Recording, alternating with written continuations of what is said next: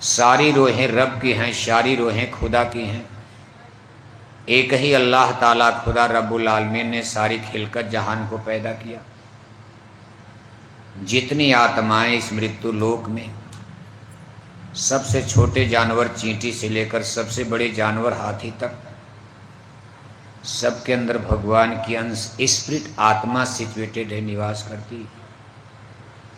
दरस शरीर को नहीं आत्मा को होता, और आत्मा सबकी भगवान के अंश एक ही है। मान लो आज आत्मा शरीर से निकल जाए, आप अपने घर वालों को आग में जलाते हो, कोई रोता है? आज दादा जिंदा हैं, शरीर में आत्मा है। अब उनके पैरों में आप सुई भी चुभा दो तो चिल्ला पड़ेंगे। दादा बीमार हैं, डॉक्टर आते इंजेक्शन लगाते सुई, तो दादा मैया मैया करते। और जब आत्मा निकल गई, दादा को आग में जला रहे हो, दादा मैया मैया चिल्लाते हैं? तो दर्द का अनुभव, दुख और सुख, ये स्पिरिट और आत्मा का सब्जेक्ट विषय है। जब तक इस शरीर में आत्मा है तब तक हमको दुख सुख। जिस दिन आत्मा निकल जाएगी, शरीर का कोई मतलब है? पिंजड़े से पक्षी निकल गया, पिंजड़ा खत्म, चिड़िया निकल गई। ये हमारा प्रेजेंट लाइफ और जीवन इन्हीं दो चीज़ों के मेल से बना है, शरीर और आत्मा। भगवान जोगेश्वर श्री कृष्ण अर्जुन को समझाते हुए कह रहे हैं कि अर्जुन, शरीर और आत्मा दोनों अलग अलग दो सब्जेक्ट विषय चीजें हैं। शरीर को उन्होंने एक कपड़े के रूप में बताया है। कहा वासांसि जीर्णानि यथा विहाय गृह्णाति नराणि नरो अपराणि तथा विहाय शरीराण आत्मा गृह्णाति आत्मानि नवानि देहि। शरीर जीर्णा, पुरानी शरीर को त्याग कर आत्मा दूसरी शरीर धारण करती। जैसे हम लोग एक पुराने कपड़े को उतार कर दूसरा कपड़ा पहन लेते हैं, आत्मा के लिए उन्होंने लिखा कि नैनम छिंदंती शस्त्राणी नैनम दहति पावका न चैलम क्लेदियन ताप न शोषत मारता। इस आत्मा को कोई हथियार काट नहीं सकता, आग जला नहीं सकती, पानी गला नहीं सकता, हवा इसको शोक नहीं। यानी आत्मा अमर है, शरीर तो मर है। जब आत्मा निकल जाती है तो आप कहते भाई दादा मर गए, फिर बाद में कहते नहीं नहीं दादा का स्वर्गवास हो गया। पहले तो आप रोते हो, 2-4 दिन रोना गाना, दादा मर गए मर गए मर गए। जब आप हिंदू लोग 10वां मना लेते हैं, 10वां के बाद आपको ज्ञान होता है नहीं नहीं दादा मरे नहीं हैं। जब आप तेरे ही मनाने लगते हो, खुशी में लड्डू पूड़ी खिलाओगे गांव वालों को। हिंदू धर्म में लोग क्या करते, 10 दिन तक तो रोना गाना चलता, और जब 13 दिन में ब्रह्म हो तेरे ही मनाओगे। तो तेरे ही के दिन कोई रोता है? लड्डू बन रहा, पूड़ी बन रही, पूरे गांव को सूचना नोटिस भेज दिया, कभी दादा मरे नहीं है। आप सूचना क्या देते हो? हमारे पूजनीय दादाजी का क्या हो गया? क्या हो गया? का यहाँ से हरिद्वार से निकलकर स्वर्ग चले गए। कहाँ चले गए? स्वर्गवास, यानी स्वर्ग में ट्रांसफर हो गया। दादी मर गई तो क्या हो गया? स्वर्गवास। तब तक 2-4 साल के बाद माता जी मर गई, तब क्या लिखते हो? क्या लिखोगे? स्वर्गवास। तब तक 2-3 साल के बाद पिताजी मर गए, फिर लिखोगे क्या हो गया? फिर पूरे हरिद्वार का क्या हो गया? पूरे उत्तराखंड का क्या हो गया?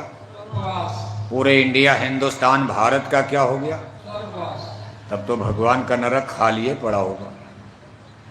आज तक किसी ने ये सूचना दिया कि मेरे दादा का नरकवास हो गया? दादा 2 कुंतल मछली खाकर मर गए, उनकी भी तेरही में हिंदू लोग नोटिस भेजते हो सूचना कि उनका भी स्वर्गवास हो गया।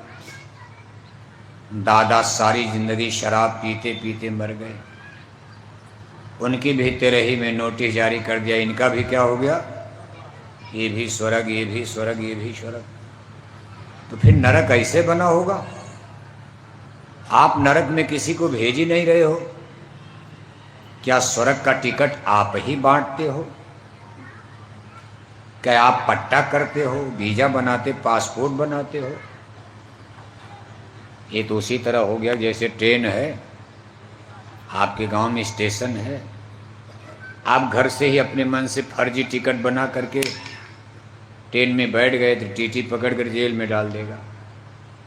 अरे टिकट बनाने के लिए तो स्टेशन मास्टर, स्टेशन पर जाओगे जब अपनी मुहर वहर लगाकर, जिसको सरकार ने रजिस्टर किया, अधिकृत किया है, जब वो टिकट बनाएगा अपनी मुहर लगाकर, वह टिकट लेकर के आप ट्रेन में बैठोगे, तब टीटी आपको चेक करेगा, लेकिन बोलेगा नहीं, चले जाओ भाई, आपने जहाँ तक जाना, जहाँ तक आपका टिकट है। अब आप अपने मन से घर से ही टिकट बना लिए, कागजे तो है, तो टीटी आपको नंबर 2 में जेल में डाल देगा, भाई फर्जी टिकट आपका है। ऐसे स्वर्ग वैकुंठ जाने का टिकट बनाने का अधिकार हमको है। इस धरती पर अगर किसी को अधिकार मिला है ईश्वर परमात्मा भगवान की तरफ से स्वर्ग वैकुंठ जाने का टिकट, केवल संत सदगुरु बना सकते हैं। ये अधिकार सिर्फ संतों को भगवान की तरफ से, परमेश्वर की तरफ से। कर्णधार सदगुरु देह नावा, दुर्लभ साथ सुलभ पर पावा। आपके बगल में गंगा मैया, इनको भी अधिकार नहीं है। आप फर्जी टिकट बनवाते हो, पानी टिकट नहीं बनाता, चाहे गंगा का पानी चाहे जमुना का पानी, हिमालय पहाड़ जंगल पहाड़ टिकट नहीं बनाते। पेड़ पौधे, चाहे आम का पेड़ चाहे पीपल का पेड़ भी टिकट नहीं बनाएंगे। किताब के पन्ने टिकट नहीं बनाते, चाहे रामायण की किताब हो चाहे गीता की किताब हो। रामायण ज्ञान दे रही है, रामायण टिकट बनाने के लिए नहीं लिखा बस पढ़ लोगे टिकट मिल जाएगा। रामायण आपको बता रहे भाई टिकट कौन बनाता। रामायण ही कह रही है कि गुरुबिन भव नितरे न कोई। हम नहीं कह रहे।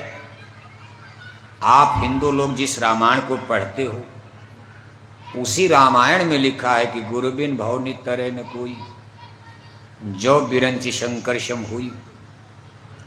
आप किसी गुरु की संत की खोज करो, उनके पास जाओ, उनकी दया हो जाए, कृपा हो जाए। आप उनकी बात मानो, उनका सत्संग सुनो, जैसे जैसे वो पढ़ाते जाएं पढ़ते जाओ। ये मान कर पढ़ो कि अब तक जो आपने पढ़ा गलत पढ़ा, अब मास्टर मिल गए तो सही पढ़ाएंगे। और उनके ज्ञान और बोध को लेकर के आप चलोगे तो आपको टिकट बना देंगे। आपका वीजा पासपोर्ट बन जाएगा स्वर्ग वैकुंठ मोक्ष मुक्ति का। भगवान राम ने भी सेवरी से कहा, प्रथम भक्ति संतन कै शंका, सतगुर बिना न कोई बाँचे, नाम बिना 84 नाचे। संत सदगुरु नाम का वीजा पासपोर्ट और टिकट देते। नाम की बहुत बड़ी महिमा हमारे धर्म ग्रंथों में गाई गई। कहन लग करो में नाम बढ़ाई, राम न सके नाम गुण गाई। लेकिन नाम का टिकट देने वाले कहा, नाम है केवल संत अधीना, संत बिना कोई नाम न चीन्हा। कहा जब सदगुरु इस पर दस्तखत करेंगे तभी ये नाम आप, अपने मन से नाम आप जपते रहो। अपने लड़के का नाम राम सीताराम रख दिया, अब दिन भर 10 बार आप सीताराम सीताराम रोटी लाओ। मान लो किसी के लड़के का नाम सीताराम है, आप दिन भर चिल्लाओगे सीताराम रोटी लाओ, सीताराम पानी लाओ, क्या मुक्ति मिल जाएगी? आप अपने लड़के को बुला रहे हो, क्योंकि आपके लड़के का ही नाम सीताराम है, राधे श्याम है। लेकिन जब कोई सदगुरु आपको नाम देंगे, ये प्रूव्ड होता है, सिद्ध होता, आपको फलीभूत होगा। मंत्र मूलम गुरुर्वाक्यम, संतों के वचन महामंत्र का काम कर जाते हैं। इसलिए सबसे जरूरी चीज है आज जय गुरुदेव मिशन की तरफ से जो समझाया जा रहा कि आप पूजा पाठ धर्म कर्म करो, कौन मना करता। गंगा मानो, जमुना मानो, तीर्थ मूर्त, देवालय, शिवालय, रामायण, गीता, दशहरा, दिवाली सब मनाओ, लेकिन अपने जीवन में किसी गुरु की खोज कर लेना, किसी सदगुरु की तलाश करो। और ये जिम्मेदारी स्वयं आपकी है। आपके लिए कोई दूसरा गुरु नहीं खोजेगा। बीमार हो गए, आपको डॉक्टर के पास जाना, ये आपकी समस्या है, बीमारी आपकी समस्या है, आपको तकलीफ है, जाकर डॉक्टर को मर्ज आप ही तो बताओगे, दूसरा आपकी मर्ज को क्या बताएगा। आप खुद डॉक्टर के पास जाकर अपना बताओ, भाई पेट में दर्द है, सीने में दर्द है, डॉक्टर चेक करेगा, उसके अनुसार आपको दवा देगा। आपके बच्चे को स्कूल में पढ़ना, आप खुद खोजते हो स्कूल कि भाई ये स्कूल ठीक नहीं, चलो हरिद्वार शहर में चलें। नहीं नहीं, हरिद्वार का भी स्कूल ठीक नहीं, चलो देहरादून चला जाए, बढ़िया स्कूल है। यहाँ के लिए आप कितनी मेहनत से स्कूल खोजते हो। और जो जीवन का मूल सब्जेक्ट है, मूल विषय आत्मा का कल्याण, इसके लिए आप पेड़ पौधे के भरोसे पड़े हो, जंगल पहाड़ के भरोसे हो। इसलिए पहली चीज है किसी महात्मा की, सदगुरु की खोज करो। आप सदगुरु खोजो रे प्यारे, जगत में दुर्लभ रत्न यही, और संत मिलेंगे आपको। इस धरती पर संत हर समय उनकी प्रेजेंटशिप,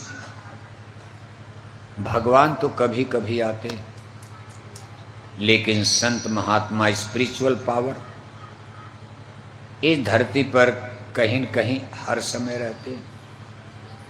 जब आप खोजोगे तो कोई न कोई कारण बन जाएगा, मिल जाएंगे आपको, भले वो मथुरा में हो, आगरा में हो, कहीं हो, कोई न कोई बहाना बन जाएगा, आपको मिल जाएंगे। आरत अधिकारी जब पावे, गुप्त भेद नहीं संत दुरावे।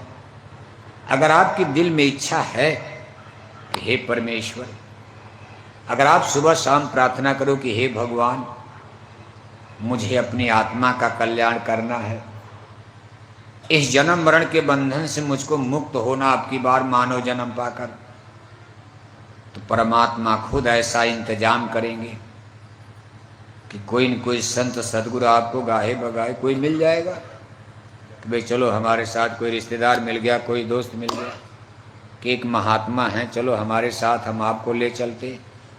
हिले रोजी कोई कारण बन जाएगा, आप वहाँ तक पहुँच जाओगे। लेकिन अगर इच्छा ही नहीं है कि हमको आत्मा का कल्याण नहीं करना, हमको तो घर बनाना है, हमको बस कोठी ही कोठी बनाना, एक कोठी गांव में बनाया, एक कोठी हरिद्वार में बनाया, एक कोठी दिल्ली में बनाया, अब 3 कोठी बनाते बनाते तो मर ही जाओगे। तब तक आपको केवल कार लेना है, रुपया पैसा कमाना, चाचा मार दिया जमीन ले लिया, भाई मार दिया जमीन ले लिया, भतीजा को मार कर हड़प लिया, आप दुनिया के चक्कर में माया की छाया, इसमें से लेकर क्या जाओगे आप? कभी इस पर विचार करते हो? जो अफरा तफरी दुनिया में मची है, जमीन जायदाद का रगड़ा झगड़ा जो मचा, नेशंस और राष्ट्र भी लड़ रहे, घर परिवार में भी झगड़ा, लेकिन ये रगड़े झगड़े से आपको मिलेगा? कल तो मर जाओगे आप। इतना रगड़ा झगड़ा के बाद भी राजा महाराजा किला महल बनाए, बड़े बड़े किले बने, बड़े बड़े महल बने, और आज सब लोग छोड़ करके देखो चले गए। कहा एक राजा था, एक रानी, और मर गए राजा, मर गए रानी, हो गई खत्म, सबके किस्से कहानी मिट गए। आज हम लोग केवल उन लोगों का थोड़ा बहुत, सबका नाम नहीं, जो अच्छा है उनका कुछ नाम आता, इतिहास पढ़ते, लेकिन वो लोग गए कहाँ? यहाँ किले में हैं, महल में हैं, सैकड़ों नौकर चाकर सेवा में हैं, सोने का मुकुट लगाए, बगल में तलवार लटकाए, लेकिन मौत के बाद वो लोग कहाँ गए? ये जानकारी कुछ आपको, आपके बाप दादे कहाँ गए? हरिद्वार में तो अब आपका जन्म हुआ है, आपके पहले अनगिनत पीढ़ियों ने यहाँ जन्म लिया। वो भी कहते थे कि ये गन्ने का खेत हमारा है, ये जमीन हमारी है, बगीचा हमारा है, घर मकान हमारा, हमारा हमारा करते करते एक दिन वो लोग अलविदा कर गए। अब आप चिल्ला रहे हो कि गन्ने का खेत हमारा है, ये कोठी हमारी है, बिल्डिंग हमारी, जमीन बगीचा हमारा। 10-20 साल में आप भी निपट जाओगे।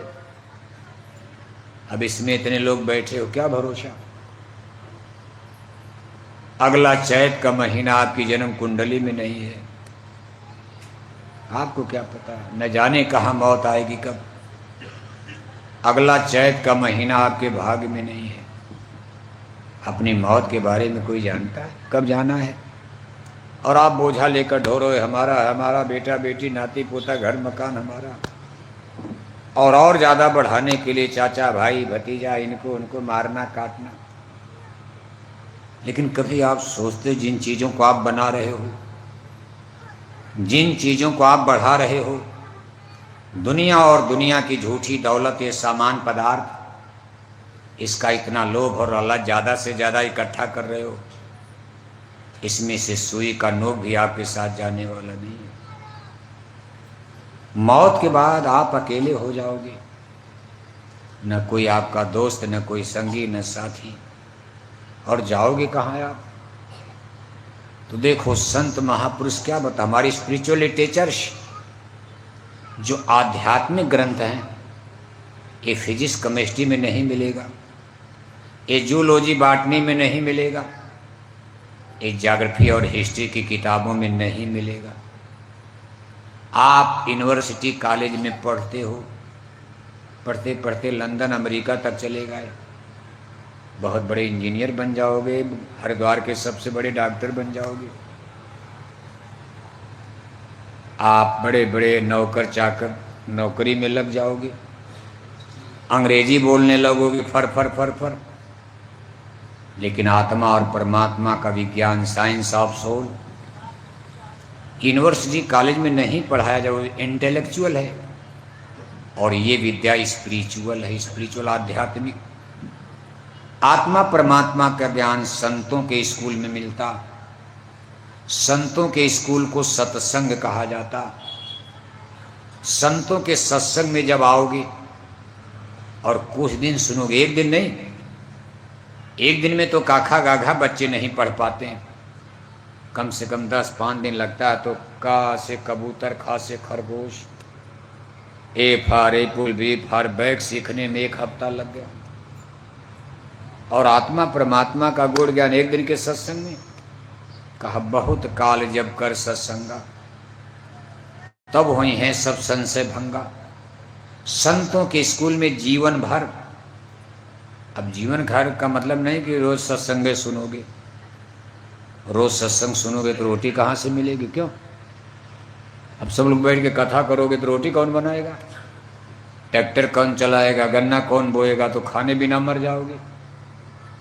सत्संग का मतलब समय निकाल कर, हफ्ता, 2 हफ्ता, महीना, 15 दिन, अवसर आपको कहीं भी मिले, कहीं भी पता चले भाई सत्संग हो रहा, तो समय निकाल करके जाओ, उसका लाभ लो आप।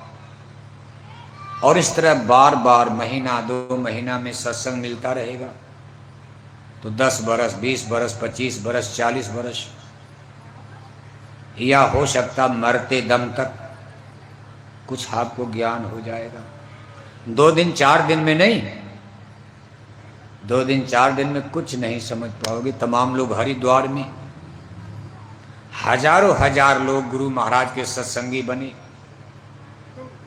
हजारों लोगों को नामदान गुरु महाराज ने हरिद्वार जिले में दिया, लेकिन वो सत्संग नहीं सुना। मथुरा गए, मथुरा भी गए तो बाजार में घूमते रह गए, वहां गुरु महाराज का सत्संग हो रहा और वो मथुरा बाजार में जाके जलेबी खा रहे हैं, कहीं कचौड़ी पकौड़ी खा रहे हैं सत्संग के समय।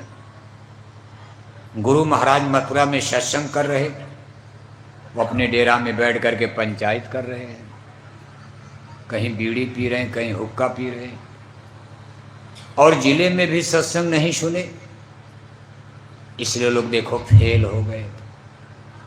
आज सब लोग सत्संग को छोड़कर ही हट गए। उनकी समझ में ही नहीं आया कि जय गुरुदेव मिशन क्या है, आत्मा परमात्मा का गूढ़ भेद क्या है।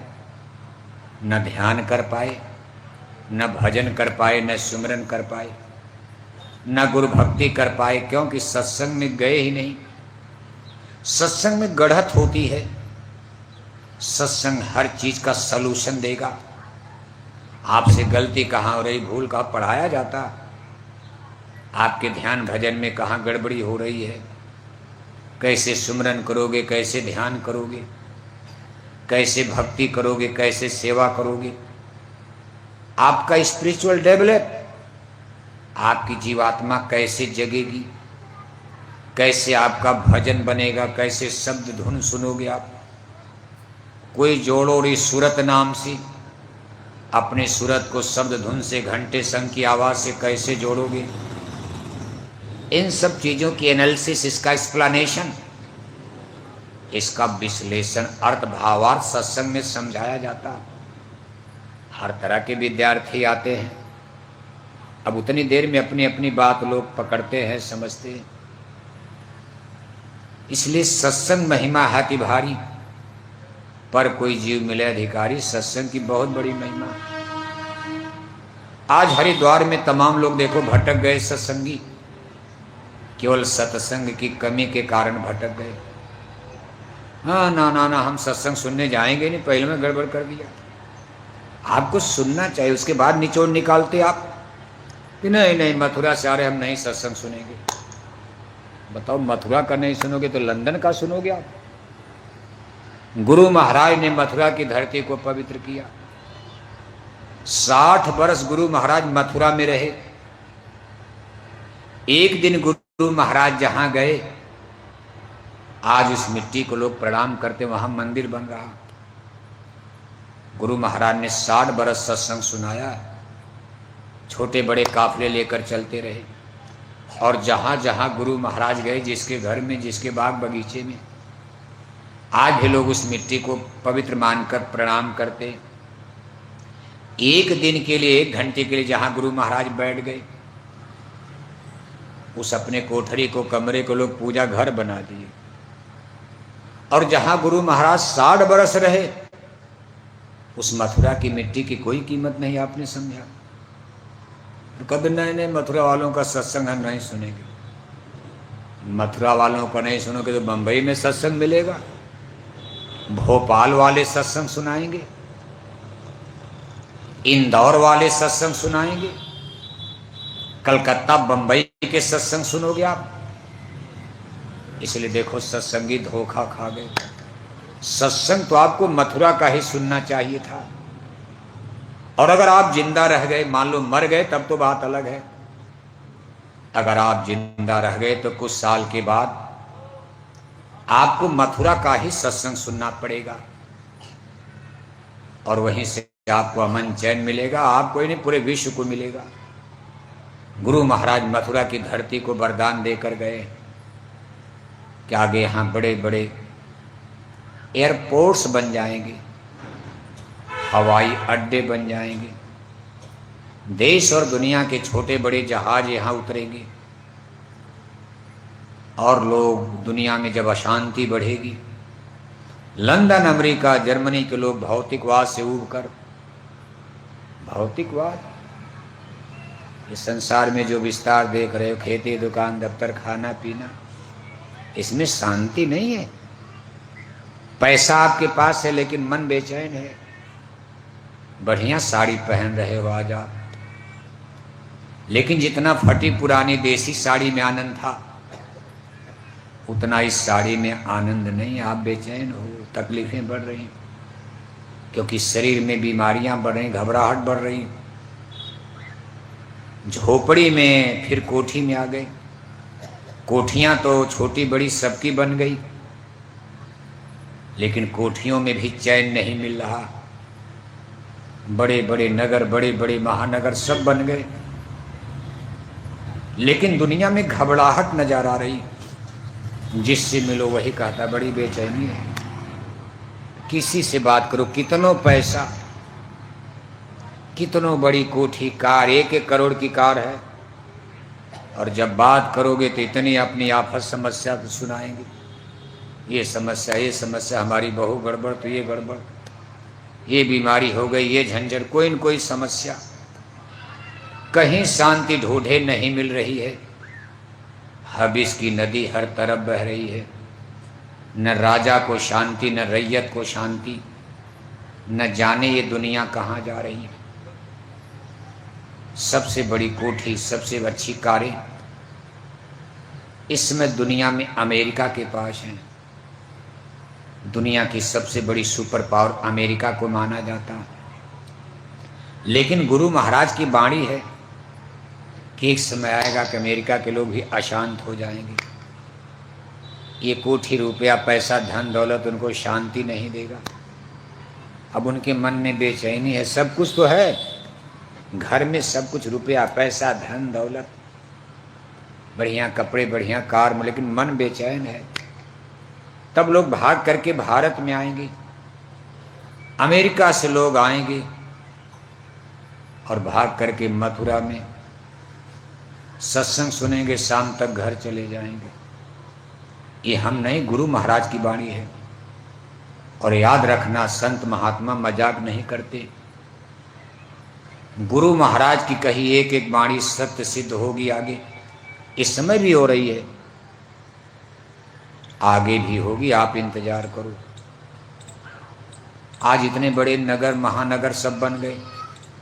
लोग गांव छोड़ करके देखो शहर में भाग रहे। कहते भाई गांव में बिजली नहीं आती है, गांव में बढ़िया स्कूल नहीं है, बच्चों को पढ़ाना है, गांव में बढ़िया अस्पताल नहीं है, शहर में चलो। अब सब लोग शहर में भाग, लेकिन शहरों का भविष्य, गुरु महाराज कहते थे भाई गांव का भविष्य तो अच्छा है। भविष्य माने फ्यूचर, आने वाला समय। आने वाला समय गांव के नाम होगा।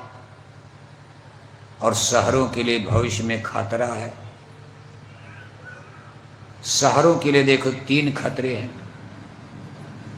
सबसे बड़ा खतरा है गांव, शहरों में जितने बड़ा शहर होगा उतने ज़्यादा वहाँ जलवायु प्रदूषण। जल माने पानी और वायु माने ऑक्सीजन, यानी हवा जो हम आप लेते हैं।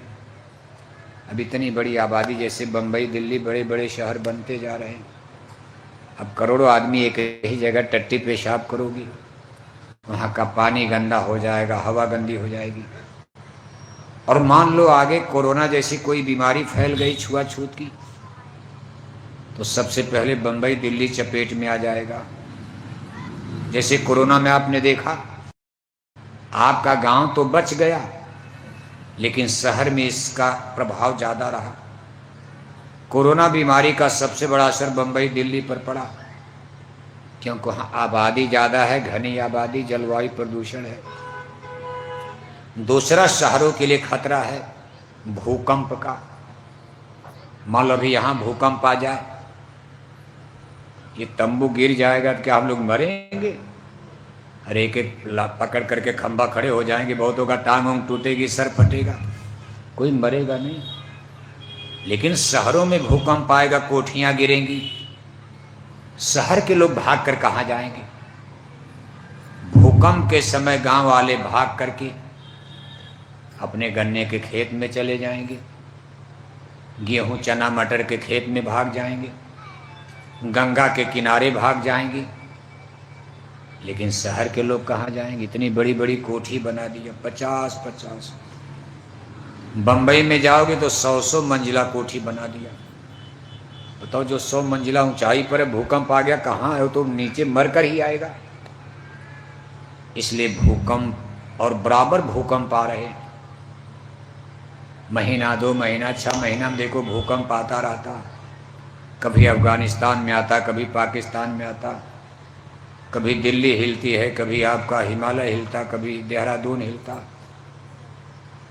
ये सब आपका हरिद्वार भी भूकंप की पट्टी पर है। आप भी खतरे में हो।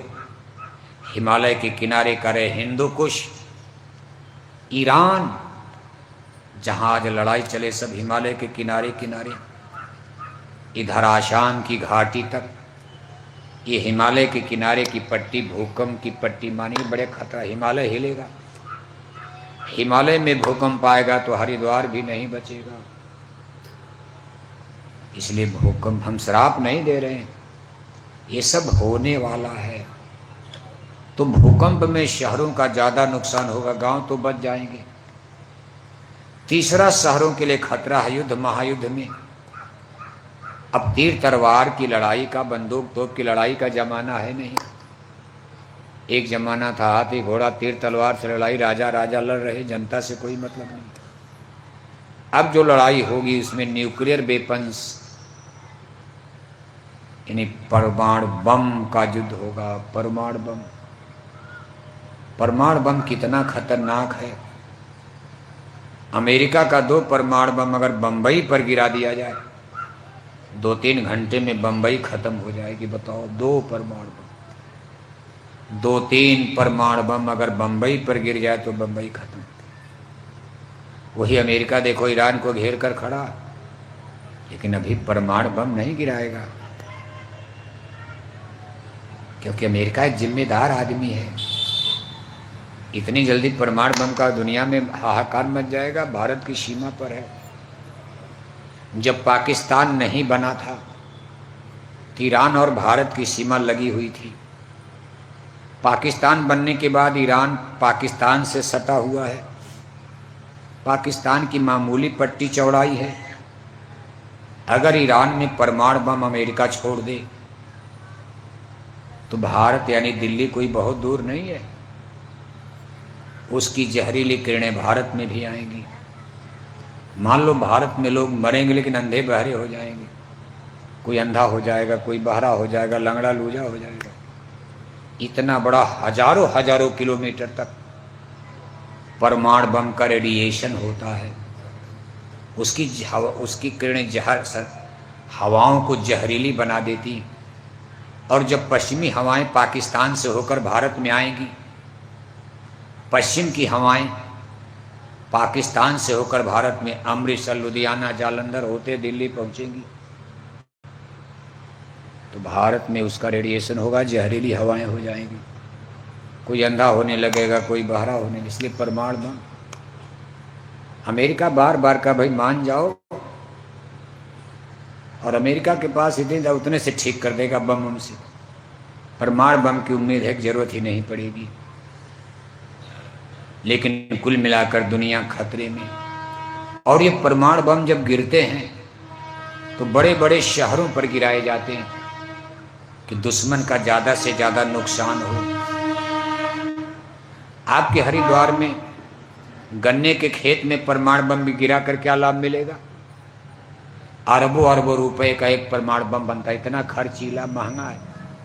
करोड़ नहीं, अरबों अरबों रुपए लग जाते हैं। एक परमाणु बम बनाने में अरबों अरबों रुपए का खर्चा। गन्ना के खेत में गिरा दिया जाए तो क्या दुश्मन का नुकसान होगा? इसलिए बड़े बड़े शहर पर गिराया जाता। ज़्यादा से ज़्यादा कोठी गिरे, उनका बिजली का थर्मल पावर गिर जाए, उनके फैक्ट्री कारखाने नष्ट हो जाए, उनका रेलवे स्टेशन, बड़े बड़े बंदरगाह नष्ट हो जाए, बड़े बड़े स्कूल अस्पताल ध्वस्त हो जाए, ज़्यादा से ज़्यादा लोग मर जाएं, तो शहरों पर ही खतरा है परमाणु बम का। पाकिस्तान ने अपनी परमाणु मिसाइल दिल्ली, बंबई पर देखो सेट कर दिया। करना नहीं, हो गई है।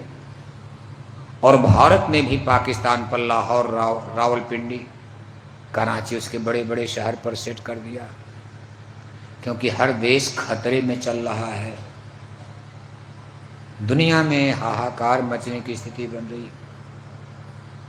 इसीलिए गुरु महाराज ने, हमारे गुरु महाराज ने सन 80 के दशक में, आज के करीब 35 साल पहले, भूम ज्योतक खेतीहर काश्तकार समूह की स्थापना, भूम ज्योतक खेतीहर काश्तकार संगठन, और गुरु महाराज ने कहा था इसका भविष्य उज्जवल है। आगे गांव से ही, इन्हीं गांव और गांव की जनता से ही राम राज आएगा। शहर तो तबाह हो जाएंगे, शहर रहेंगे नहीं, शहर तो तबाह हो जाएंगे, बर्बाद हो जाएंगे। राम राज और सतयुग जो आएगा इसकी नींव किसी शहर से नहीं, पूर्वा यानी गांव से पड़ेगी। गांव वालों की किस्मत अच्छी होगी, फिर भविष्य, फिर लोग कहेंगे उत्तम खेती मध्यम वान। एक जमाने में लोग कहते उत्तम खेती में, अब तो सब लोग खेती छोड़ रहे हैं। अरे कहा कुछ नहीं, गाय पालना भी आपने छोड़ दिया। अरे कहा गोबर लगता, गोबर बदबू करता है, छोड़ो गाय माता को, चलो रेडीमेड दूध से काम चल जाएगा। कंडी आपको चाहिए नहीं, कहते हो गैस से भोजन बन जाएगा। और मान लो कल गैस न मिले तब क्या करोगे आप? गैस की कमी हो जाए, युद्ध बढ़ जाए अगर, और ये गैस का आना भारत में बंद हो जाए तो गैस मिलेगी नहीं, सिलेंडर मिलेगा नहीं, फिर गाय माता को आपको पालना पड़ेगा ना, कंडी गोबर लखाना पड़ेगा। इसलिए ज़्यादा रेडीमेड जीवन जो है नुकसान करता है। और उस पर भी धर्म को त्याग दिया लोगों ने। ठीक है, विकास किया, आपने घर बनाया, कोठी बनाया। जब झोपड़ी में थे तो रामायण पढ़ते थे, जब आपका घर कच्चा था, गरीब आदमी थे, तब आप थोड़ा पूजा करते थे। आज 1 करोड़ की कोठी बना लिया तो उसमें बैठ के अंडा खा रहे हो, उसमें बैठ के शराब पी, दिन भर फिल्म देख रहे हो, पिक्चर देख रहे हो टीवी लगाकर।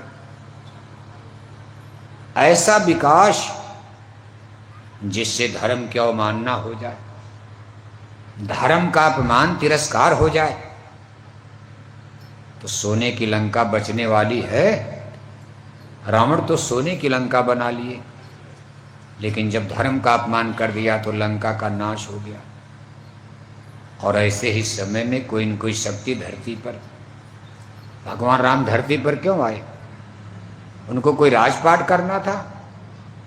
राजपाट करना होता तो अयोध्या की गद्दी छोड़कर जंगल क्यों जाते? लेकिन उनके धरती पर जन्म लेने का कारण क्या था?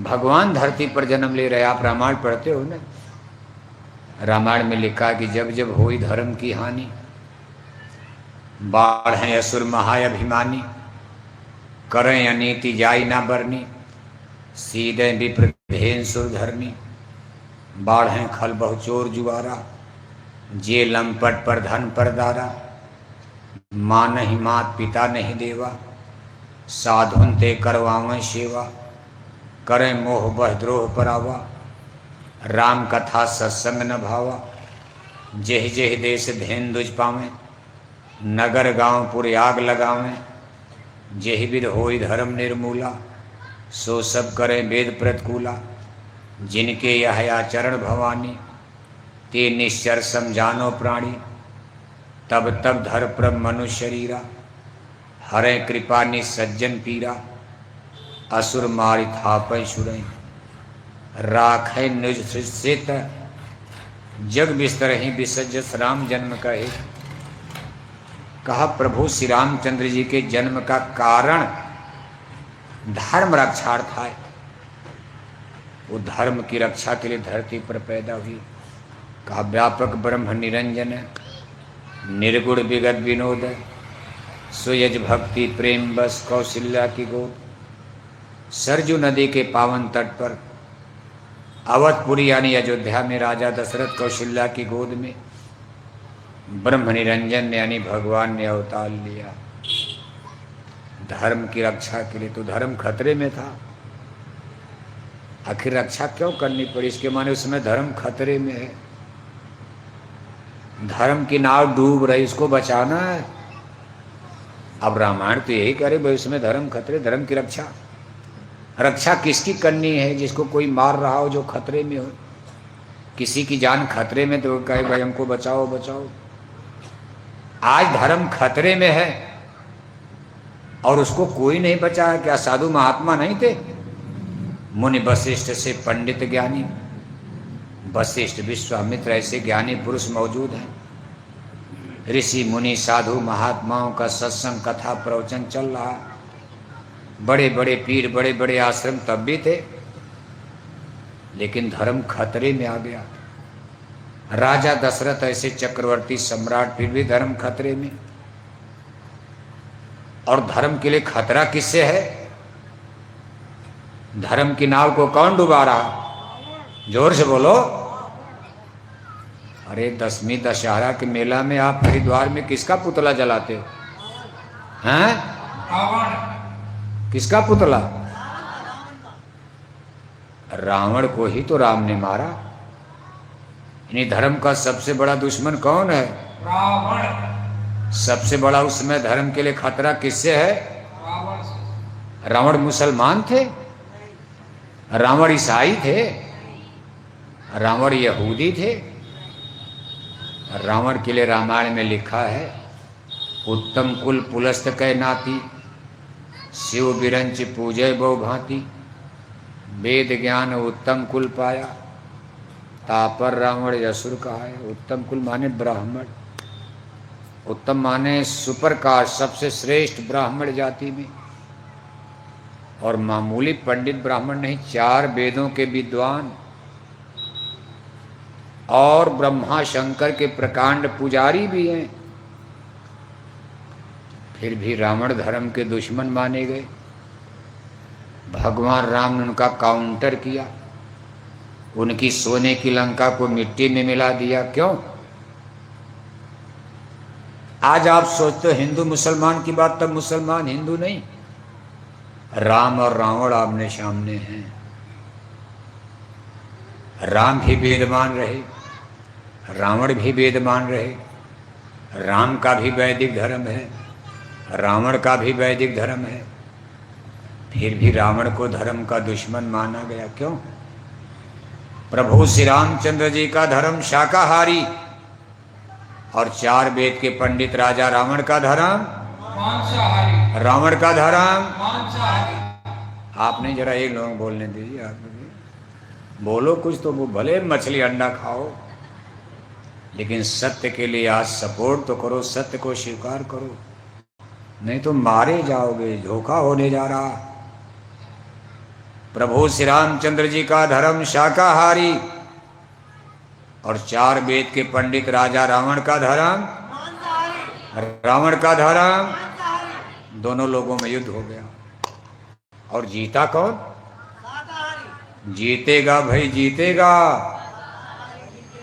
हारेगा भाई हारेगा। शाकाहारी जीत गए, रामा दल जीत गया, रावण दल। इसके मतलब है कि भगवान का धर्म क्या है?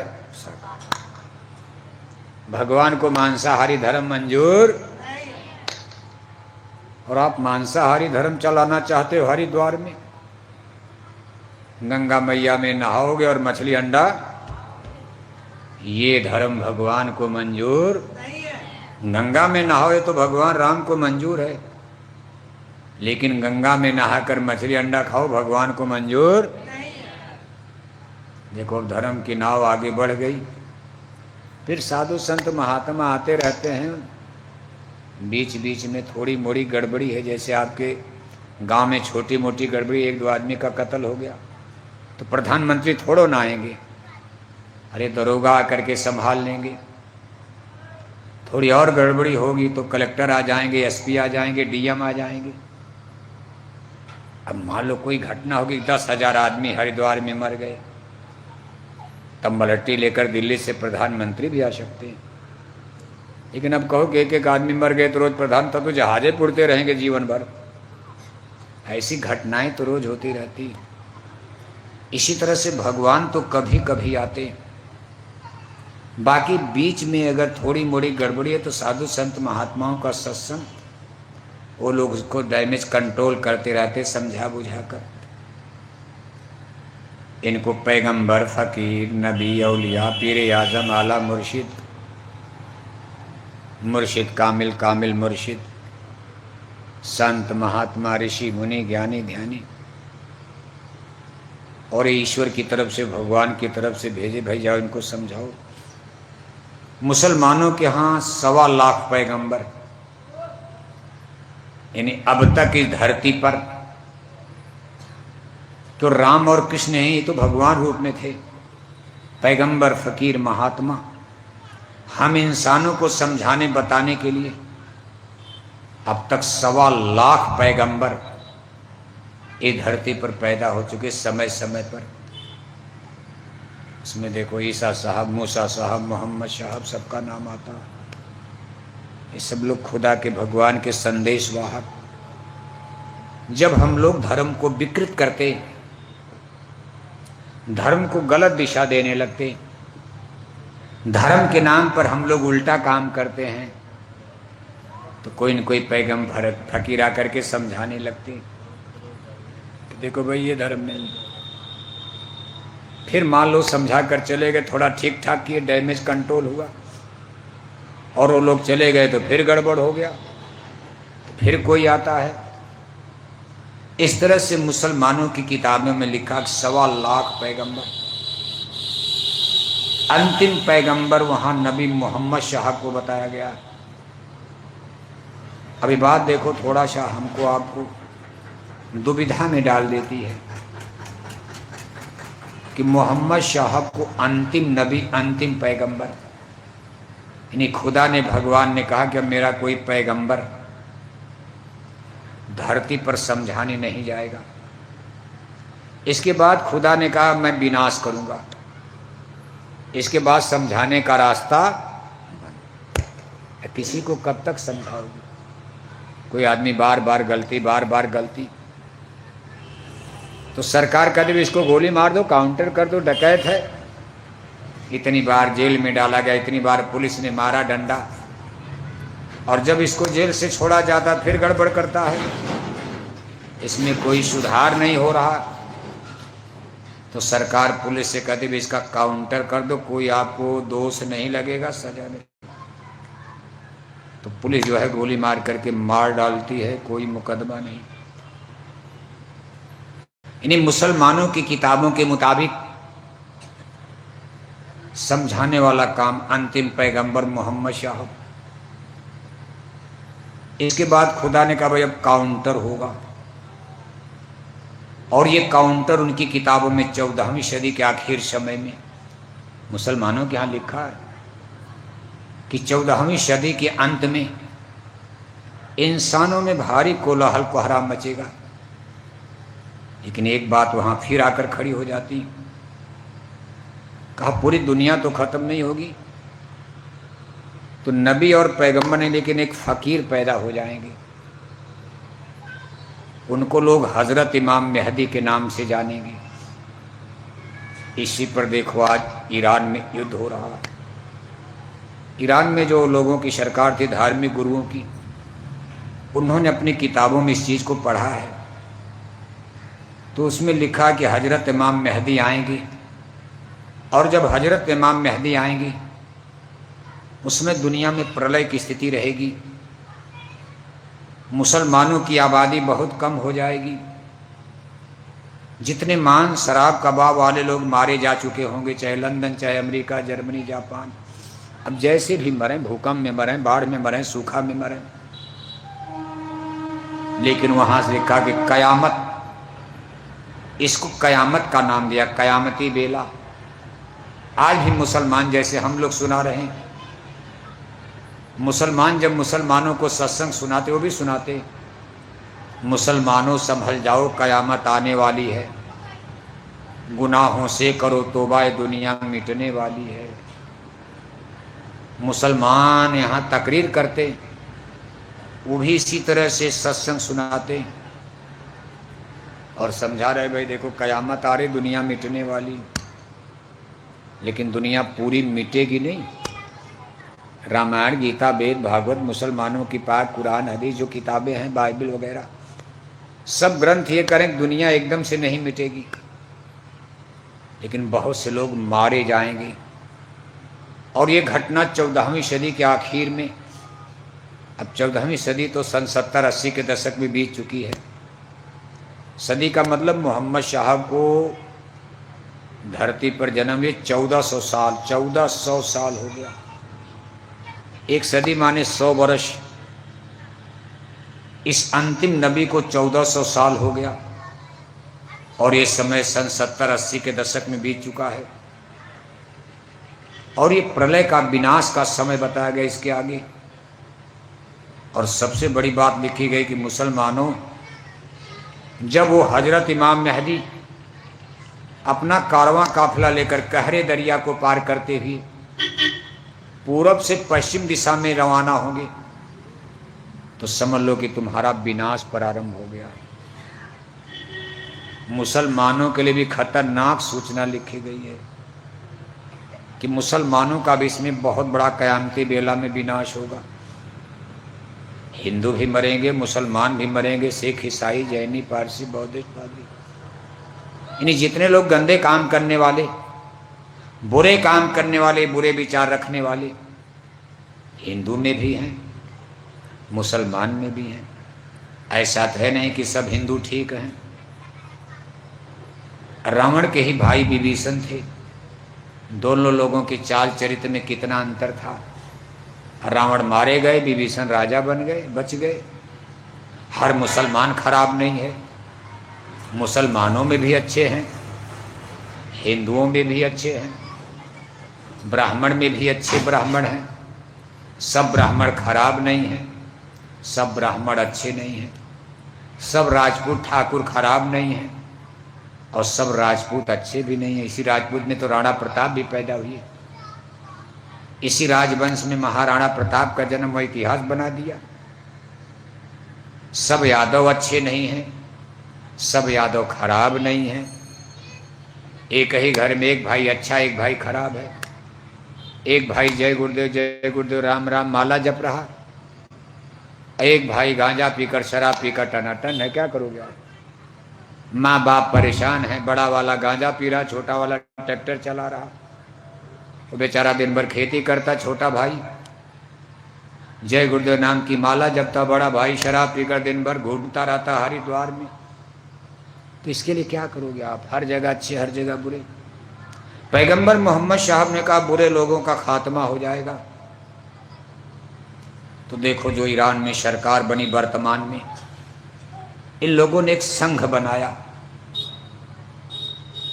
इसको धार्मिक काउंसिल कहा जाता, और इसके लीडर बने थे हजरत खामनेई साहब, हजरत अली खामनेई। अभी जिनको अमेरिका वालों ने, इजराइल ने बम में मार दिया, ये मुसलमानों के शिया मिशनरी के सबसे बड़े धर्मगुरु। इन लोगों ने कहा भाई हम लोग ऐसे शासन चलाएंगे संघ बना करके, और जब तक हजरत इमाम मेहदी नहीं आ रहे हैं तब तक ईरान की सत्ता इसी तरह चलती रहेगी। लेकिन अब ईश्वर को क्या मंजूर है? देखो वो लोग भी मर गए। अमेरिका इजराइल ने दाग दिया बम, उनके सारे धार्मिक नेता, सारी लीडरशिप मर गई। इजराइल का तो एक ही कमांडर अभी तक नहीं मरा, 1 महीना लड़ाई को हो गया। लेकिन ईरान के बड़े बड़े कमांडर, उनके धार्मिक लीडरान सब मारे जा चुके हैं। ईरान का बहुत बड़ा नुकसान हो चुका है। और अमेरिका कह रहा मान जाओ नहीं तो नष्ट कर दूंगा। अमेरिका के पास परमाणु बम, मुसलमानों का 57 देश है दुनिया में, मुसलमानों का 57 देश है। ईरान को अमेरिका पीट रहा है। दुनिया में मुसलमानों की आबादी 1 अरब 73 करोड़ है। सबसे ज्यादा आबादी ईसाइयों की है, 1 अरब 93 करोड़, जिसमें यूरोप है, अमेरिका, सब क्रिश्चियन कंट्रीज हैं। दूसरे नंबर पर दुनिया में मुसलमान है, 1 अरब 93 करोड़। तीसरे नंबर पर हिंदूज में, यानी हिंदू लोग आते हैं, इनकी आबादी 1.5 अरब के करीब बताई जा रही। यानी हिंदुओं की संख्या से करीब 25-30 करोड़ दुनिया में मुसलमान ज़्यादा हैं। भारत की बात छोड़, पूरी दुनिया की बात हो रही। सारे संसार में हिंदुओं से करीब 25-30 करोड़ आबादी मुसलमानों की ज़्यादा है। 57 देश इनका है। हिंदुओं का केवल 2 देश है, भारत और नेपाल। उसमें भी भारत डेमोक्रेसी है, प्रजातंत्र, किसी धर्म का देश तो नहीं माना जाता। लेकिन मेजॉरिटी में हिंदू 80% हैं, हिंदुओं का देश माना जाता। यही ऐसा देश है भारत नेपाल जहाँ हिंदू मेजॉरिटी में है। अपना प्रधानमंत्री बना सकते हो, अपना MP MLA जिता सकते हो। बाकी दुनिया में 57 देश मुसलमानों का है। अमेरिका ईरान को पीट रहा है, लेकिन एक भी मुसलमानी देश बोल नहीं, कोई बोल रहा है? एक भी मुसलमानों का देश नहीं बोल रहा। और भारत के मुसलमान कहते हैं कि भारत को बोलना चाहिए। भारत क्यों बोलेगा? अभी पहले आप तो बोलो। भारत की बात आती, पाकिस्तान परमाणु बम लेकर खड़ा हो जाता, और आज ईरान को अमेरिका पीट रहा, तो आपका परमाणु बम कहाँ? आप बोलो। पहले तो पाकिस्तान को खड़ा होना चाहिए ईरान के लिए, और पाकिस्तान के पास परमाणु बम है। 57 देश में केवल पाकिस्तान ही ऐसा देश है जिसके पास परमाणु बम है। ईरान भी बनाना चाहता था, उसी का झगड़ा है। अमेरिका ने कहा नहीं बनने दूंगा, नहीं बना पाया। लेकिन पाकिस्तान को अमेरिका ने ही बनवा दिया। जब भारत से टेंशन था रूस भारत की तरफ, उसमें अमेरिका पाकिस्तान की तरफ, तो उसी की कृपा से पाकिस्तान ने परमाणु बम बना लिया। भारत और पाकिस्तान का परमाणु बम बराबर बराबर। खैर, इस मामले में दुश्मन को कमजोर नहीं माना जा सकता, बल्कि 2-4 परमाणु बम पाकिस्तान का ज़्यादा है भारत से, लेकिन और मामले में पाकिस्तान कमजोर है। लेकिन कुल सवाल यह है कि भाई आपको बोलना चाहिए। अब आप कहोगे पहले भारत बोले चलकर वहां, भारत क्यों बोलेगा बताओ आप? आ बैल मुझे मार, अमेरिका खिलाफ रूस नहीं बोल पा रहा। लोग कहते तो रूस आएगा, चीन आएगा, ये आएगा, वो आएगा। रूस नहीं बोल रहा है। 1 महीना हो गया ईरान की पिटाई हो रही है, चीन नहीं बोल रहा है, दुनिया का कोई मुसलमानी देश नहीं बोल रहा। भारत क्यों बोलेगा बताओ आप? भारत के कुछ नेता भी कहते हैं कि भारत को बोलना, प्रधानमंत्री बोलना। क्यों बोलेंगे? प्रधानमंत्री वहां क्यों सर खपाएंगे, क्यों सींग अड़ाएंगे? आ बैल मुझे मार। अमेरिका से दुश्मनी लेकर के जब कोई हिम्मत नहीं कर रहा, तो भारत को क्या जरूरत है? नहीं डीजल पेट्रोल मिलेगा, गैस मिलेगी, कंडी पर भोजन बनेगा। नहीं डीजल पेट्रोल मिलेगा, साइकिल से चला जाएगा, क्या फर्क पड़ता?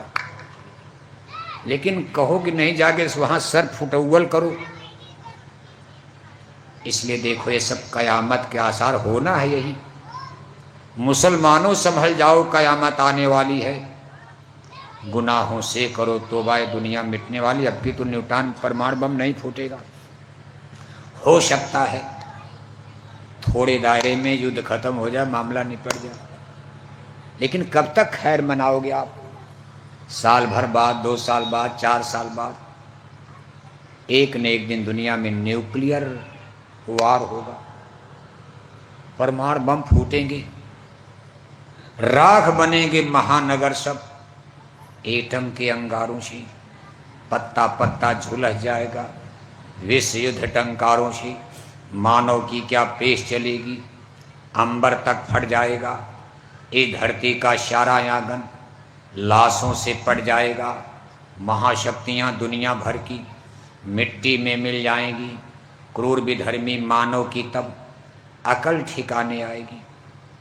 दुनिया के बड़े बड़े सुंदर शहर उसी तरह से जल करके भस्म हो जाएंगे, जैसे रावण की सोने की लंका जल करके। जहां धर्म ईमान नहीं होगा, वो शहर, वो नगर, वो गांव घर, वो इंसान मनुष्य बचने वाला नहीं है। आज स्थिति क्या है अपने भारत की देखो आप। आज 80% हिंदू भारत में मांस खाते हैं। कै परसेंट? 80%। मतलब एक हिंदू शाकाहारी तो सामने 4 हिंदू मांसाहारी। जितने हिंदू भारत में शाकाहारी, उसका 4 गुना हिंदू भारत में मांसाहारी। स्थिति यहां तक बिगड़ गई है। हिंदुओं के घर की बात हम कर रहे हैं, मुसलमानों की छोड़ो, अभी हिंदुओं की बात हो रही। हिंदुओं के घर में शराब पी करके चाचा भतीजी नहीं पहचान रहा। हिंदुओं के घर में शराब के नशे में भतीजा सगी चाची को नहीं पहचान रहा, मामा भांजी नहीं पहचान रहा, बाप बेटी नहीं पहचान रहा, भाई बहन नहीं पहचान रहा। हम लोग 43 साल से बोरा पहन रहे हैं। इतनी मेहनत किया गया कि बेटों की शराब छूट जाए। इतनी मेहनत के बाद हम लोग हरिद्वार में बेटों की शराब नहीं छुड़ा पाए। और अब पता चला हरिद्वार में हमारी बेटियों ने भी शराब पीना उल्टा हो गया। बेटे तो शराब छोड़े नहीं, और अब हमारी बेटियों ने भी शराब पीना, गप नहीं बोल रहे, लड़कियों ने शराब पीना शुरू कर दिया। क्या धर्म बचेगा बताओ आप। और हमारी सरकारें नारा लगा रही कि राम राज आ रहा। क्या आ रहा है, क्या आ रहा है? कहते बस चिंता मत करो, राम राज आ जाएगा। आज जय गुरुदेव मिशन यही प्रश्न खड़ा कर रहा। आज इस सत्संग सभा में हम आपसे भी प्रश्न कर रहे हैं। हमारे प्रश्न का उत्तर जोरदार शब्दों में देना, इतनी तेज आवाज में आप बोलना कि ये मशीन आपकी आवाज पकड़ ले। इस मशीन के द्वारा आपकी आवाज दिल्ली पहुंचाई जा रही। कहां पहुंचाई जा रही? देहरादून नहीं, देहरादून तो छोटा सेंटर है। भारत का मूल मरकज केंद्र सेंटर दिल्ली, जहां कानून कायदे सब बनते हैं। दिल्ली में जो कानून बनता हो देहरादून, लखनऊ, हर जगह माना जाता। इसलिए जोर आवाज में बोलना कि मशीन आवाज पकड़ ले। अंडे खिलाकर शराब पिलाकर कोई माई का लाल भारत में राम राज ला पाएगा? ऐसे बोलोगे तो मशीन पकड़ेगी। मशीनें नहीं पकड़ा तो दिल्ली की आवाज जाएगी। एक तो संख्या आपकी कम है। अब हरिद्वार में तो और संख्या होनी चाहिए भाई, देवभूमि है। लेकिन न जाने क्या ईश्वर की लीला है कि हरिद्वार देवभूमि धर्म धरती पर भी ज्यादा लोग मछली अंडे पसंद कर रहे हैं। बुरा दिन आ रहा। यहां भी लोगों को शाकाहारी धर्म अच्छा नहीं लग रहा। इसलिए जब कम लोग हो थोड़ा मेहनत से बोलो, तब न मशीन पर आवाज तेज लगाओ। अब कम लोग हो तो थोड़ा मेहनत करनी पड़ेगी। दोनों हाथ ऊपर करके, जितने हाथ ऊपर करके चिल्लाओगे उतने तेज आवाज निकलेगी। लेकिन अगर फेफड़ा उपड़ा किसी का गड़बड़ है तब जोर से मत बोलना। पता चला यहीं मर गए तो एक और आफत कर दोगे आप। लेकिन अगर ईश्वर ने, भगवान ने फेफड़ा उपड़ा सही रखा है तो दोनों हाथ ऊपर करके जोरदार शब्दों में बोलो। एक पूड़ी ज़्यादा खा लेना, मेहनत करो। मेहनत करोगे तब है ना। वो पूड़ी बन रही नहीं बहुत कि खिचड़ी बन रही। अब हरिद्वार है, यहाँ खिचड़ी भी बहुत बड़ी चीज़ है। संख्या आपकी कमज़ोर है थोड़ा सा, लेकिन लगता है कि नहीं पूड़ी उड़ी कहीं बन रही है। बन रहा है पक्का भंडारा, कच्चा है। उड़द पसंद करते हैं सब। अच्छा उड़द, उड़द यहाँ होता है, बालू है ना, बालू में जो भी है मतलब प्रसाद बन रहा है। तो तैयार हो जाओ बोलने के लिए, पूरी ताकत लगा के बोलो आप। अंडे खिलाकर शराब पिलाकर कोई माई का लाल भारत में राम राज ला पाएगा? अरे ऐसे ऐसे करोगे तब न नहीं नहीं न तो हाँ हो जाएगा। यस यस यस, ऐसे करो तब न नहीं नहीं नहीं, तब न नो माना जाएगा। हाथ खड़ा करिए तब तो यस हो जाएगा, सब उल्टा हो जाएगा। अंडे खिलाकर शराब पिलाकर कोई माई का लाल भारत में राम राज ला पाएगा? देखो फोटो जा रही बढ़िया, इतने लोगों की फोटो लग रहा है, बहुत लोग चिल्ला रहे हैं। इतना आदमी तो बहुत, 5 पांडव काम, 1 हनुमान ने लंका जला दिया। हरिद्वार कोई बहुत बड़ा जिला, इतने लोग बहुत हो, आप काम निकाल ले। भगवान राम के राम राज में अंडा बिकता था? भगवान राम के राम राज में शराब बिकती थी? भगवान राम के राम राज में मछली बिकती थी? भगवान राम के राम राज में मुर्गी फार्म खुलता था? भगवान राम के राम राज में सुअर पालन चलता था? भगवान राम के राम राज में नसबंदी गर्भपात परिवार नियोजन होता था? भगवान राम के राम राज में स्कूलों में बच्चों को खाने के लिए अंडा दिया जाता था? भगवान राम के राम राज में बेटियां शराब पीती थी? और आज दिल्ली के राज में, आज दिल्ली के राज में बंद हो गया? जोर से बोलो, बंद हो गया? आज आपके हरिद्वार जिले में अंडा मछली खाने वाले हिंदू घट रहे कि बढ़ रहे? शराब पीने वाले हिंदू घट रहे कि बढ़ रहे? तो राम राज कभी आएगा? हम लोग तो रावण राज की तरफ धोखा हो गया। राम राज करते करते हम लोग रावण राज की तरफ बढ़ गए और आगे लंका कांड शुरू होने वाला है। कोई हनुमान लंका में आग लगाने वाला है, आ रहा है। बजरंग बली हनुमान लंका में आग लगाएंगे। इस सोने की लंका धू धू करके जल जाएगी। इसी से जय गुरुदेव मिशन आपको बचाना चाह रहा है। इसलिए दिल्ली में माननीय प्रधानमंत्री जी से भी हमारी अपील है कि अगर आपको राम राज लाना है, सनातन धर्म को बचाना है, माँ बहन बेटियों की लाज बचाना है, तो मछली अंडा शराब की दुकानों पर बुलडोजर, बुलडोजर, बुलडोजर। बुलडोजर जानते हो? झूठे चिल्ला रहे हो। बुलडोजर उत्तर प्रदेश के मुख्यमंत्री माननीय योगी साहब का प्रोजेक्ट है। ये देहरादून का प्रोजेक्ट नहीं है, उत्तराखंड का। लेकिन माननीय योगी साहब का बुलडोजर अभी लोगों के घर गिराने में लगा हुआ। किसी का घर गिरा देने से राम राज आएगा? मतलब आपके आधा गांव को बुलडोजर से गिरवा दिया जाए तो बैठ के रोगे कि हंसोगे? आप श्राप दोगे ना कि भगवान इनका नाश हो जाए, इनकी गद्दी चली जाए, इनका राज चला जाए। घर गिराना राम राज का विकल्प नहीं है।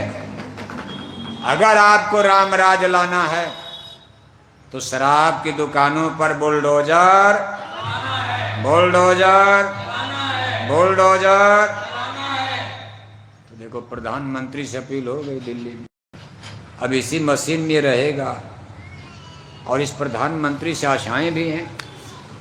जय गुरुदेव मिशन भी बहुत आशा करता कि जो इस समय दिल्ली में प्रधानमंत्री हैं, इनके लिए बताया जाता कि बीड़ी तक नहीं पीते, पान तक नहीं खाते हैं। इसलिए ऐसे प्रधानमंत्री से आशा की जा सकती है कि इस पर ये कुछ कर सकते हैं सनातन धर्म की रक्षा के लिए। अभी इन्होंने देखो अयोध्या में मंदिर बनवा दिया, लेकिन केवल मंदिर बना देने से राम राज आएगा? अभी तो आगे और काम करना, मछली अंडा शराब। मान लो आगे कोई ऐसा प्रधानमंत्री आ गया जो खुद ही शराब पीता है, फिर शराब की दुकानें भारत में बंद हो पाएंगी? कोई ऐसा प्रधानमंत्री आ गया जो मछली अंडा खाता है, फिर मछली अंडा की दुकानें बंद हो पाएंगी? और गद्दी कुर्सी का क्या भरोसा, कब करवट ले ले। कोई ऐसा प्रधानमंत्री मुख्यमंत्री तो बदलते रहते हैं। ये भी बेचारे बुढ़ापे में है, प्रधानमंत्री कर रिटायर हो जाएंगे या कोई और घटना हो जाए। जीवन का क्या पता है कौन कब जाएगा। कोई दूसरा प्रधानमंत्री आके बैठ गया, शराब पी रहा, अंडा खा रहा, मछली खा रहा। खैर ये तो अब गुरु महाराज जाने, ईश्वर जाने, भगवान जाने। हमको आपको जो काम करना है, जो आदेश है, हमको आपको अपना दरबार का हुक्म बजाते रहना है। जो गुरु महाराज हुक्म देकर गए, जो संस्था प्रमुख पूज्य महाराज जी के द्वारा आज मथुरा दरबार से आपको प्रेषित किया जाता रहता समय समय पर, आप उसको बजाते रहो। मथुरा दरबार के हुक्म का पालन। किसी और का हुक्म बजाओगे क्या फल पाओगे आप? मथुरा दरबार का जो हुक्म होता है उसको आपको पालन करते रहना है। स्वयं देखो पूज्य हुजूर महाराज जी छोटे बड़े काफले लेकर निरंतर जाड़ा गर्मी बरसात की परवाह किए बिना चलते रहते हैं। इसमें अपने काफले के साथ वो बिहार प्रदेश में चल रहे हैं। आपके उत्तराखंड हरिद्वार की संगत भी बराबर काफले में आप सेवा भेजते हो। पिछले काफले में भी सेवा आगे भी आप भेजते रहना। एक बहुत बड़ा काम आपके रुपए पैसे चंदा चुटकी से हो रहा, इसका आपको भारी पुण्य फल लाभ मिलेगा। इसलिए सत्संगी भाई बहनों का कोई घर परिवार बचे न कुछ सेवा अपने जिलाध्यक्ष के रजिस्टर में आप जरूर जमा करते रहना। इस समय से पूज्य महाराज जी के पास काफले में पहुंच जाएगा। वहाँ डीजल में, पेट्रोल में, पर्चा में, पोस्टर में आपका पैसा काम आ जाएगा।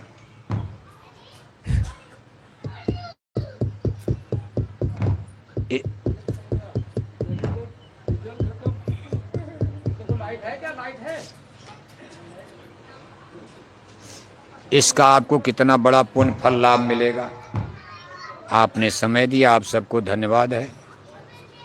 जिला संगत संगठन हरिद्वार के हमारे जितने सम्मानित पदाधिकारीगण, अध्यक्ष, उपाध्यक्ष, मंत्री, कोषाध्यक्ष, तालुका, ब्लॉक, तहसील, सेक्टर के तमाम पदाधिकारी सदस्यगण, महिला संगत संगठन जिला हरिद्वार की तमाम बहनें, युवा संगत संगठन जिला हरिद्वार के तमाम बच्चे बच्चियां, जिला हरिद्वार संगत के तमाम प्रचारक, उपदेशक, भंडारे में काम करे हमारे सेवादार भाई बहन, सबको धन्यवाद है। आगे देखो, परम पूज्य स्वामी जी महाराज का वार्षिक भंडारे का कार्यक्रम 17 मई से 21 मई तक मथुरा में होगा। 5 दिन लगातार आपको सुबह शाम सत्संग सुनने को मिलेगा। 2 घंटा सुबह, 2 घंटा शाम। 19 मई जो पूजा की मुख्य तिथि तारीख है, उस दिन पूज्य महाराज जी का दर्शन, उनका सत्संग, नए लोगों को नामदान, गुरु दीक्षा, गुरु मंत्र भी प्रदान किया जाएगा। मंदिर के देवता से दया दुआ बरकत की प्रसाद भी बटेगी, मिलेगी। इन सारी चीज़ों का लाभ फायदा लेने के लिए आप सभी भाई बहन मथुरा में भंडारे के कार्यक्रम में पहुंचने की कोशिश करना। आपने समय दिया, आप सबको बहुत बहुत धन्यवाद है। सबके लिए हमारी शुभकामनाएं हैं। हमारी इस प्रचार यात्रा में बराबर हमारे साथ चल रहे आपके उत्तराखंड प्रदेश के देखो प्रांतीय अध्यक्ष हमारे भाई पूरन लाल गंगवार साहब, जो उधम सिंह नगर जिले के कीछा नगर में रहते।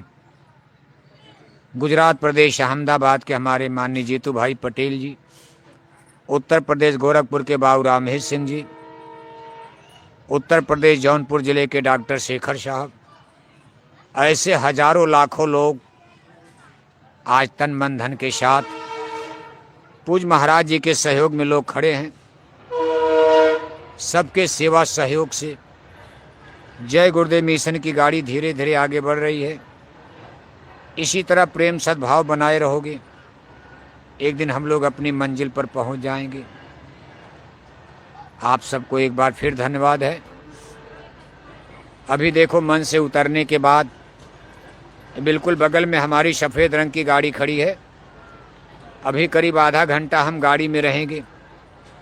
किसी भाई बहन को नज़दीक से मिलना है, आकर के आप गाड़ी में मिल सकते हो। किसी को भी नज़दीक से मिलना है तो आकर के आप गाड़ी में मिल सकते हो। यहाँ से हमको देहरादून जाना है। कल का कार्यक्रम इसी तरह दोपहर में देहरादून में होगा। बोलो जय गुरुदेव, जय गुरुदेव। अभी बैठे रहना, एक छोटी सी आरती होगी।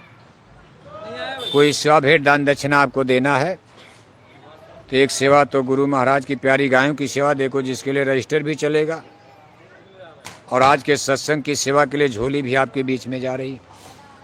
ये दोनों सेवाएं आपको देनी है, रजिस्टर में गाय की सेवा और झोले में गुरु महाराज की सेवा। सेवा देते रहना, आरती प्रार्थना आप बोलते रहना। बोलो जय गुरुदेव।